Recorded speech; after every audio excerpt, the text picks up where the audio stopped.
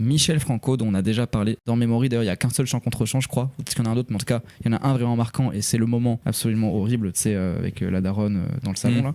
Et là, il y a un chant contre chant sur elle et du coup, il est d'autant plus impactant quand t'as été privé de du coup ce truc. On a autant l'habitude au cinéma de voir tout le temps chant contre chant, chant contre chant, contre chant. Ouais. Là, t'en as pas pendant 1h20 et d'un coup, t'en as un, t'es en mode ah ok. Donc là, je comprends ce que c'est un chant contre chant et là, du coup, je peux comprendre à quel point ça peut être pertinent. À l'inverse du réal qui a fait ah bon, tu sais pas quoi faire, et bah chant contre chant. Ouais. Et là, Ce c'est qui est chiant. cool avec Michel Franco, moi, c'est que justement, je m'attendais vraiment à voir ça chez lui. C'est vraiment, il pose sa caméra. Et là où il y aurait pu avoir 15 plans, lui, vraiment, il laisse ses acteurs jouer et, pleinement. C'est l'avantage du plan large, c'est que l'acteur joue entièrement. Je suis pas acteur, mais je pense que c'est plus facile de jouer avec une caméra qui a 4, 5, 6 mètres de toi que là.